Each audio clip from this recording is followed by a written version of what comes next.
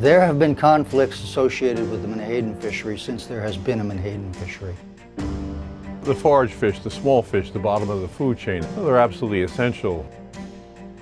I guess the sport fishing industry got me into menhaden because there's always somebody going shark fishing that wanted a pool full of bunker. Bottom line is bunker is a bait fish, and when there's high levels of bait fish, there are species to catch. Right now, we got it good. These whales are here to feed on these fish. And this is a species of fish that was subject to intense fishing pressure for well over a century. There's no question that that affected the abundance of menhaden on the East Coast.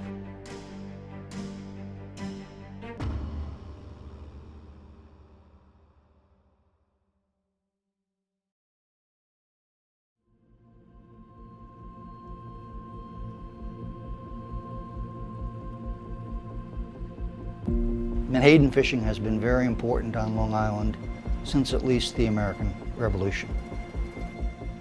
This is a naturally very abundant fish here in New York seasonally from April through the end of October, and attracted the attention initially of colonial farmers to fertilize their fields. The fishery initially was a beach seine fishery. As the 19th century progressed, however, the focus of the fishery and what they were trying to get out of it changed, particularly with the onset of the Civil War. As the U.S. economy industrialized, there's a tremendous need for oil, and menhaden is about the oiliest fish in the sea. What this meant was that they would no longer bring a fish ashore to throw them onto their fields. There developed a series of small factories where the fish were cooked, the oil extracted, and then what remained was used as fertilizer. And eventually these small potworks, many of them developed into very sophisticated factories. As the fishery became more intense, the geographic range and the movements of the fish begin to be affected. So in 1880, 50% of the fish caught in the Atlantic menhaden fishery were caught in New England. By 1900, that percentage had dropped into the 20s. There's pretty clear evidence that by the early 1960s, the fish were being harvested at a size and at a rate that was simply unsustainable. Well, my grandfather, he operated a fish trap company before World War I. Fish traps back then were very successful. They used to catch tremendous numbers of all the species you would expect, things like weakfish and bluefish and herring and a lot of bait fish for the lobstermen and things like that. They also caught enormous numbers of tuna. The tuna came that close to the beach because there were forage fish in tremendous numbers close to the beach back then.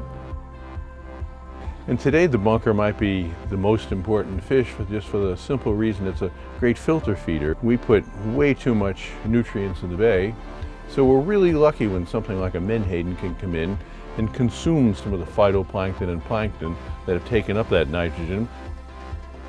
Taking all the forage fish really reduced the ability of our environment to produce not only the larger fish, but the whales and seabirds and everything else that feeds on them. A few years ago, when they put some restrictions on the commercial fishery for bunker, we were catching striped bass in Great South Bay in the fall. We had more bunker in the bay than we'd had for a long time. Striped bass has a huge impact on our business because it's reachable by the average boater. I think Suffolk County has the highest number of boats registered in the state of New York. When fishing's good, people use their boats, and we're in a service business. Boats that get used do breaks, that's how we make our living. Those schools of bunker bring in tremendous amount of bass. And it's not just bass. Look at the whales. They're inshore, they're close. It was amazing to watch last year. Whales chasing bunker up into New York Harbor. We're about 3 miles from New York City right now, in the western New York Bight, and since 2013, whales are here.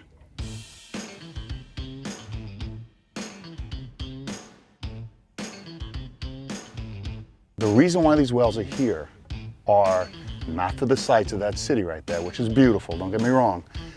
It's for the fish that they eat, and that's the only reason. and we need to protect them.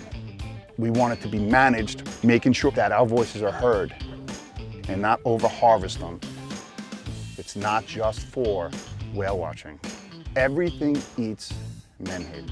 Everything in this ocean around here is based on that. And if you take it away, everything else goes. The bass get skinny. The blues, they're ravenous. These whales, they would never come by. We gotta make sure that we protect these forage fish so everything in this ocean gets their share. I get it, we need some. There's businesses based on this. You're looking at the Peconic River. This is one of the main ground zeros for this fishery. When the fish are running, this river will be paved with fish straight across, and there'll be a lot of fishermen flowing through here. Our fish are all for the bait industry, mostly for the crabbers up west and the sport fishing industry. And then all the surplus goes to Maine. Maine has a severe bait shortage. I guess it was around 2012 when the management finally was enacted, and it made a huge difference. It was insane. The schools would come in and just invade this whole system from here to Montauk. And then it was that point we kind of had to step up and start harvesting these fish, because every so often they'll get jammed up into places like the heads of the Peconic River or the Shinnecock Canal, and you'll lose 10 million pounds of fish overnight just because they deplete the oxygen so rapidly. It's a quota issue. I think we can solve this with 1% or so of this quota for New York State. I think these larger stocks are great for a small fishery like we're participating in, because we need giant schools in order to be able to get a little bit of them close to a shore where we could actually reach them. And we can find a responsible number that we're allowed to harvest without affecting any other part of the ecosystem. We're not going to dent this population at 6,000 or even 10,000 pounds a day. And we don't really want to catch millions of pounds. We just want to be able to go at a steady pace throughout the year and be able to go catch fish when the fish are here. We live on an island. We're surrounded by water. We want to see the bunker and the fishing stay strong. This is what they call a keystone species of our marine environment here in New York. More menhaden, more whales. More striped bass, more bluefish. You know, how much more can you ask of a fish? It's really important that you get out and let your voice be heard about this. Everything depends on it.